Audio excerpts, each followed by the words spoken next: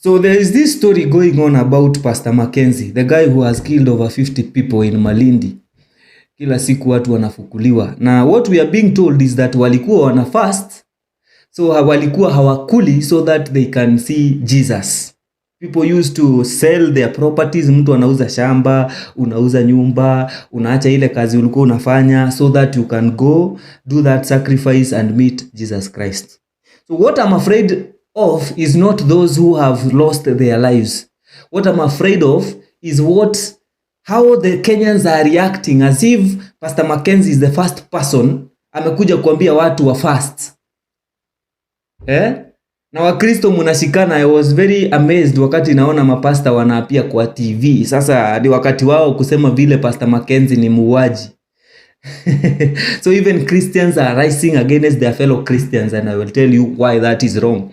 Now, as if that is not enough, even the head of state, President William Ruto, anasimama anasema huyo jamaa hata si pastor, huyo ni terrorist. Ati kwa sababu alikuwa wanawazika. But this is my question, Christians. Why are you a Christian? Wewe ni Mkristo kwa sababu uko na ukumbafu, unafuata tu religion yenye ujui inakuelekeza wapi? Or are you a Christian because you are a believer of Jesus Christ and you want to die and go meet Jesus Christ? Mumit uko kwa paradise, muendelee kukula maepos na vitu zingine zenye mnasema sio other things. Why do you go to church? Christians mnasemanga mnaenda church ndio mkikufa muone Yesu.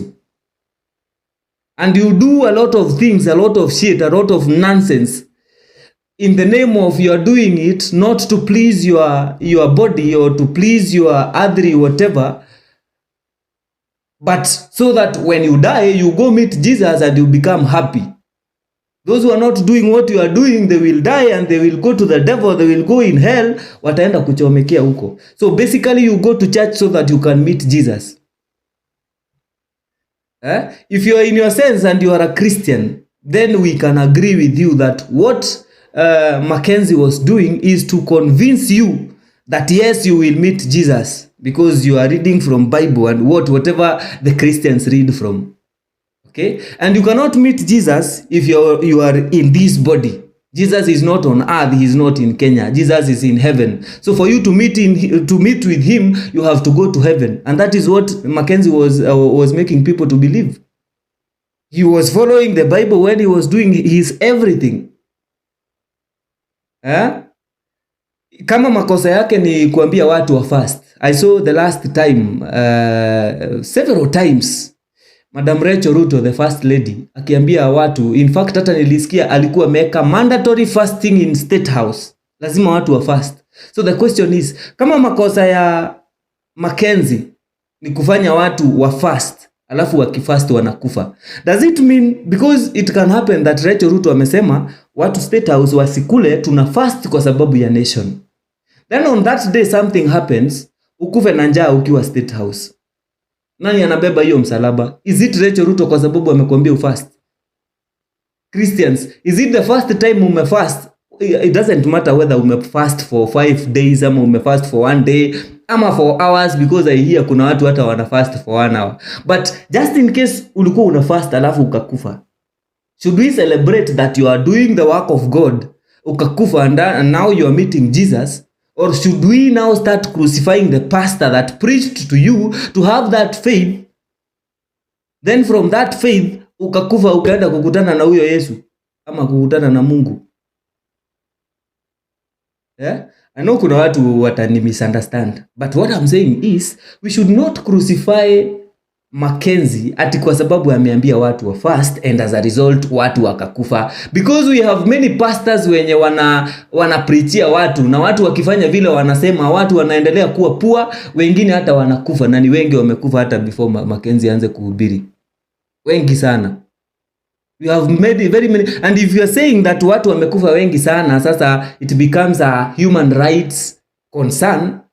We have pastors wenye wamekuwa akihubiri, unaona pastor anahubiri ati anakupatia nguvu za kiume, anashika mwanaume makende mbele ya watu. I have never seen activist, human rights activist akisema ati sijui rights za huyo mwanaume imeintrudiwa. We have seen pastors doing crazy things. We have seen Pastor Ng'ang'a akislap watu makofi. We have seen pastors wakiset TV wanawaambia sijui utume 310. Kwa nini hao watu hawajawahi shtakiwa kwa ku acquire money from public in fraudulent way? Kama Mackenzie ako na makosa, ile makosa ako nayo, if you ask me and if you are good in your mind, is either kuchukua mtu akimprichia akikufa anaenda kumzika bila permit ya kuzika huyo mtu. Kama kuna makosa anaandikiwa ni hiyo. Si kuua, because he is not a murderer. He is a pastor just like your pastor. He is a pastor just like huyu Ng'ang'a mwenye anawaombeaga mnaanguka. He is a pastor just like Kanyari mwenye anawadanganya ati anawaombea mpone na hamponi.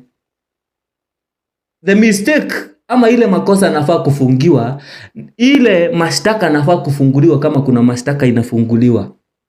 Ni mashtaka afungwe kwa sababu ama ashtakiwe makosa ya kuzika mwili bila permit.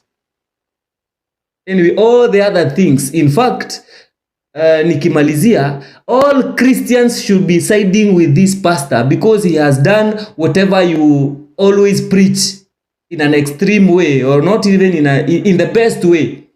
Kwa sababu nyinyi huwa mna fast for 3 days, unasikia njaa lakini unajikausha ati usijui unataka kukua na gari. Unasikia njaa for 3 days, sijui for 2 days. After those days sasa unakula, unangoja gari.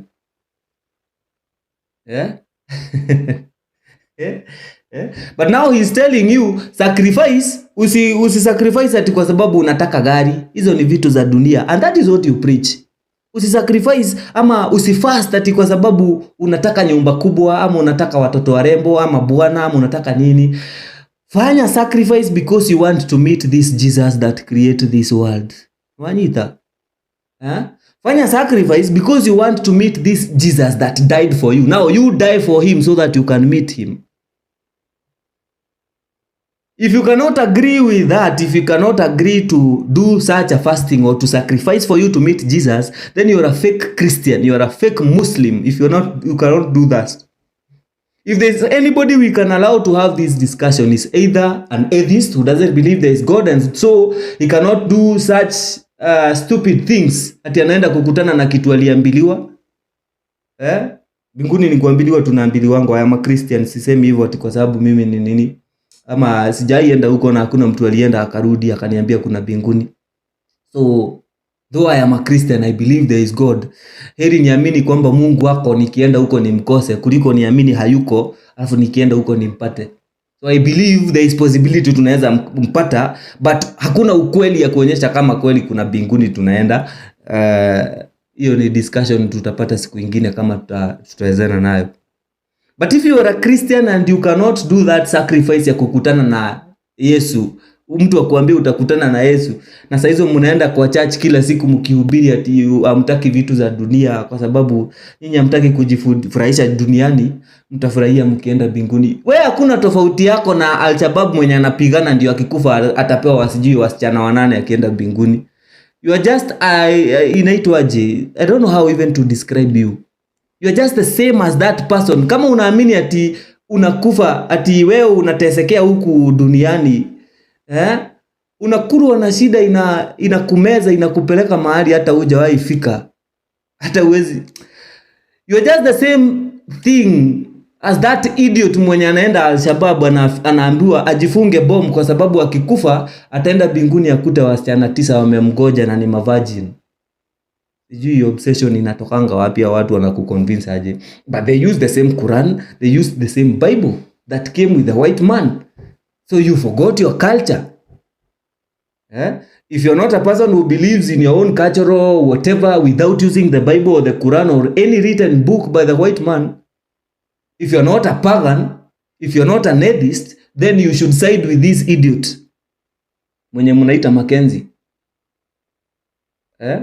Najua kuna watu wengi wenye hawataelewa ni nini najaribu kusema, but I'm saying there is a lot of hypocrisy when it comes to discussion about this man. Mapastors, tokeni kwa TV, wacheni kuenda huko debates za kusema vile sijui pastor mwenzenu ni muuaji. There are a lot of things you have preached kufanya watu maskini. Washirika wakikuja wanainua mikono, wanaambiwa waombe wakiinua masimu. Mtu akiinua simu na afungue tochi kwa sababu anafungua M-Pesa. M-Pesa inapokea after hiyo maombi. Then after that, pastor haitapokea after maombi. Mnaambiwa mtume sadaka na anawapea namba yake mtume. Wewe unaendelea kungoja hapo, yako italetwa juu umeomba. Ya pastor hata akiomba mumtumie hapo. Yake si ya kungoja, ni hapo physically. Ujinga tupu. There are a lot of things we are doing in those churches that are making people poor. Na heri mtu akufanye akuue kuliko akuache ukiwa duniani uteseke ukimtengenezea maisha yake.